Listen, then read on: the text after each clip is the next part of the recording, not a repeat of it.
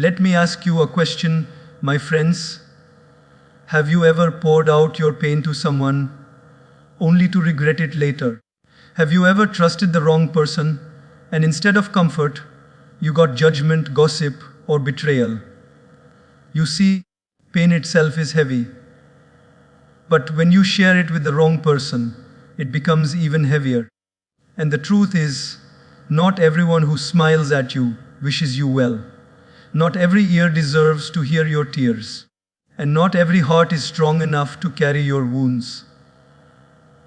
My dear friends, let's be honest. When you are going through pain, the first instinct of the human heart is to find someone to talk to, someone who will understand. But here is a bitter truth of life. Not everyone cares about your pain. You see, most people in this world are so busy carrying their own burdens, they hardly have the capacity to carry yours. Imagine this. You walk up to someone and say, "I'm really feeling broken today." And they nod politely, but in their mind, they're thinking, "Oh, I still have electricity bills to pay, deadlines to meet, kids to handle, traffic to deal with." Your pain becomes just another line in the long list of noises in their head. And then there are some people who don't really care, but pretend they do. Have you seen this? You start telling them your problem, and within 2 minutes, they're already scrolling on their phone, nodding like a puppet, saying, "I understand," but in reality, they are probably checking how many likes their Instagram post has received. They don't care about your tears, they care about their notifications. And here's the saddest part. When you share your deepest wound with someone who doesn't care, instead of healing, you feel emptier. It's like pouring water into a basket with holes. No matter how much you pour, nothing stays.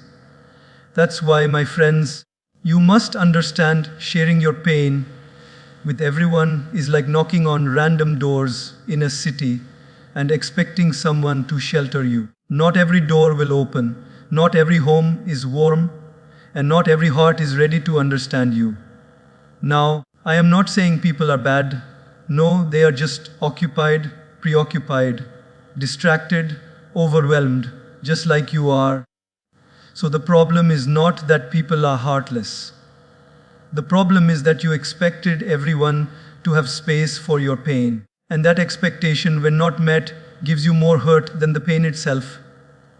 Yes, my friends, this is where the danger lies.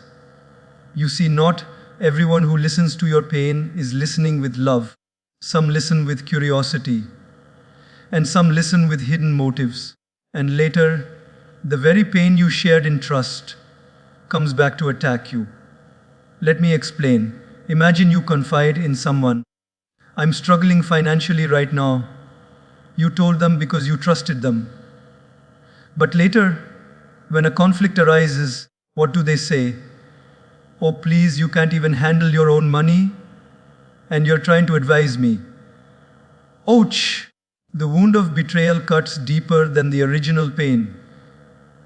Has this happened to you? You share your weakness, and later that very weakness is used as an arrow against you. It's like giving someone your shield and realizing later they sharpened it into a sword to stab you. And here's another side: gossip. Some people don't even wait for conflict. They enjoy sprinkling your pain like salt over dinner conversations. They don't say, "Oh, poor soul, he is suffering." No, they say, "Do you know what happened to him? Let me tell you." And suddenly, your private sorrow becomes public entertainment. One wise man once said, "Never give the wrong person the map to your weaknesses." Why? Because when storms come, they won't help you navigate. They will point others to where your cracks are. And let's be honest, it's not always malicious. Sometimes people are careless. They don't realize how precious your trust was. But whether intentional or careless, the effect is the same. Your pain becomes ammunition. That's why, my dear friends, be very mindful. Sharing your pain is like handing someone the keys to your heart. And some people may use those keys not to enter and comfort you, but to lock you inside your own suffering. So the principle is simply, if someone has ever mocked you, belittled you, or spread your secrets before, they do not deserve the honor of carrying your pain. Because trust, once broken, can never be repaired in the same way. Remember this: not everyone who smiles at you is your friend, and not everyone who listens to you wishes you well. Your pain is sacred. Don't place it in the wrong hands. See, now, my friends, let me tell you something very important. When you share your pain, most people will give you sympathy. Very few will give you solutions. And the difference between the two is the difference between feeling better for a moment and truly healing for a lifetime. Think about it. You go to a friend and say, "I failed my exam. I feel so low."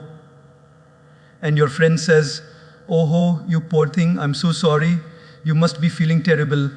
Come, let's go have ice cream." And in that moment, yes, you feel good. A scoop of ice cream, a pat on the back. Sympathy feels like a warm blanket.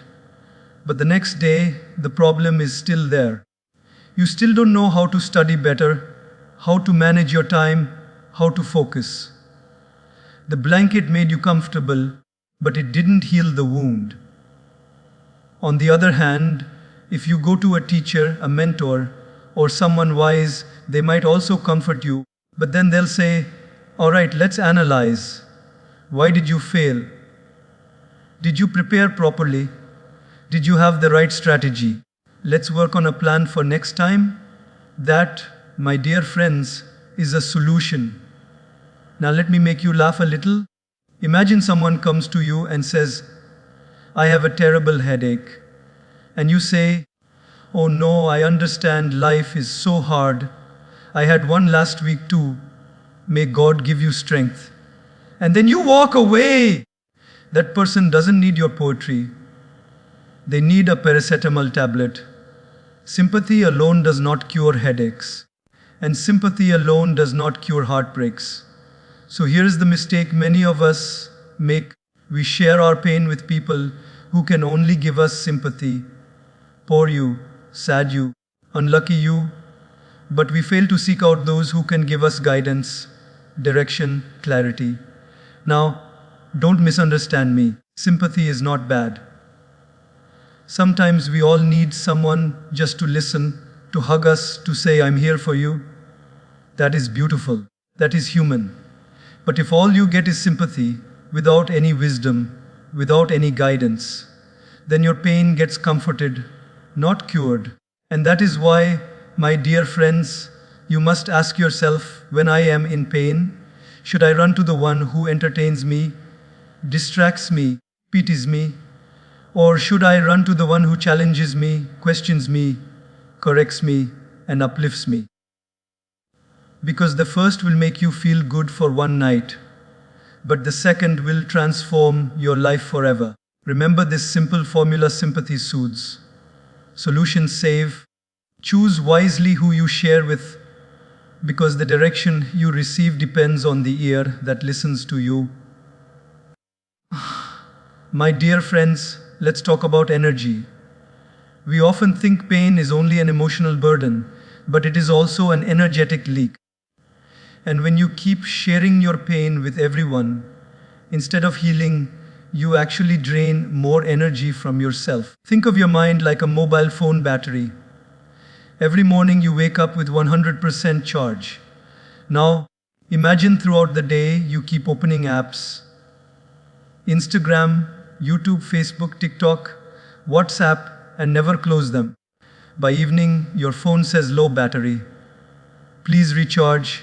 In the same way, when you keep retelling your pain to 10 different people, one by one, it is like opening app after app after app, but never closing them. Instead of getting lighter, you end up exhausted. And here is the interesting part. When you tell your story again and again, you are not just draining energy, you are also reliving the pain each time. It's like reopening a wound and scratching it when it was about to heal. The more you talk about it without purpose, the more it becomes your identity. I'll give you a funny example. Imagine someone had a small accident 10 years ago, and still, when you meet them today, they say, "Oh, back in 2015, I slipped on a banana peel and fell." You're like, "Yes, uncle, you've told me 47 times already." The audience laughs. But you see, by repeating the story endlessly, they keep that incident alive inside them. Instead of a memory, it becomes an anchor holding them back. Now listen carefully. Sharing your pain can either lighten your load or multiply your heaviness. It all depends on how much and with whom. If you share with a wise person, once or twice, you release the burden and receive guidance. But if you share with 10 random people, you scatter your energy into pieces. Have you noticed after oversharing, you feel even more tired? That's because pain is not just in the heart, it's in the energy field of your whole being. And every time you speak it, you spend more of that energy. So what should we do? Conserve, protect, channel. Just like you don't let anyone keep plugging their chargers into your phone. Don't let everyone plug into your mind and drain your power. My friends, pain is heavy enough already. Don't make it heavier by scattering your energy everywhere. Share selectively, heal wisely, and guard your strength. Waf, my dear friends, in this journey of life, you will meet thousands of people. You will shake countless hands, share endless smiles, exchange polite conversations. But out of all those people, only a handful, maybe even just one or two, will truly deserve the title of trustworthy. Trust is not cheap. Trust is like gold. It is rare, it is precious, and it must never be handed over carelessly. Yet, what do we often do? Out of loneliness, out of desperation, out of the burning need to be heard, we hand over our trust like free samples at a supermarket. And then we wonder, why did this person misuse my secret? Let me tell you a story. A young man once went to a wise sage and said, "I shared my pain with my friend, and now everyone in the village knows. I feel so betrayed." The sage smiled and gave him a feather pillow. He said, "Cut this pillow open and let the feathers fly in the wind." The boy did as he was told. Feathers scattered everywhere. Then the sage said, "No, go and collect them all back." The boy said, "That's impossible. They've flown too far." The sage replied, "Exactly. That's what happens when you place your trust in the wrong person. Once words leave your lips, you cannot gather them back. And this is why, my friends, trust is rare. Not everyone who hears you protects you. Not everyone who hugs you holds you safely. Sometimes the same lips that kissed your cheeks yesterday will spread your secrets tomorrow. Now, don't get me wrong. People are not always evil. Sometimes they are just careless. They don't realize that your one confession was a sacred moment for you. For them, it was just another piece of gossip to fill the silence of an afternoon tea. That is why you must test people gently and patiently before placing your heart in their hands. How do they react when you share small things? Do they laugh at your weaknesses? Do they mock the mistakes of others? Do they hold grudges or spread stories? If they do, my friend, don't expect them to protect you when you share something bigger. Trust must be earned. And earned trust is a treasure. You may have thousands of contacts in your phone, but maybe only one or two names in there truly deserve to hear your deepest truth. So what do? We don't close our hearts completely. No. But we guard them wisely. We allow only those who have proven loyalty, consistency, maturity, and discretion to sit in the inner chambers of our soul. Remember this: in a world full of locks, keys are rare. In a world full of people, trust is rare. Value it, protect it, and never hand it out cheaply. Yeah, my dear friends, sometimes the best doctor for your pain is not another person. Sometimes the best doctor is silence. We live in a world that is always noisy. Phones buzzing, notifications pinging, people talking, traffic honking. Even when we're alone, we carry noise inside our minds, worries, regrets, memories, what ifs, maybes. And in this endless noise, how can healing happen? Have you noticed? When you cut your finger, you don't stand in the market screaming, "Look at my wound. Everyone please touch it."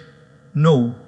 You cover it, you let it rest, you keep it safe, and in the quiet protection of time, the body heals itself. In the same way, my friends, your emotional wounds also need quiet. They need space. They need silence. But what do we often do? The moment we feel pain, we rush to tell the world. We narrate our sorrow to 10 people. And with every retelling, instead of healing, we keep scratching the wound open. Silence, however, works differently. Silence is not suppression. It is not pretending everything is fine. No. Silence is giving yourself the sacred space to process. Let me give you an example. Have you ever sat by a lake early in the morning? When the water is still, the reflection is clear. You can see the trees, the sky, even the birds passing above. But if the water is disturbed, if children are throwing stones in it, all you see are ripples and distortion. The same happens with the mind. When there is silence, you see things clearly. When there is too much noise, you see only confusion. Sometimes silence means sitting in prayer. Sometimes it means journaling your thoughts onto paper. Sometimes it means walking alone in nature, letting the wind carry away your sorrows.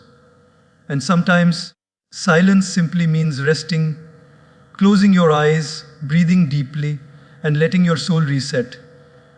Now let me add a touch of humor. If you keep telling everyone your problems, they will start avoiding you.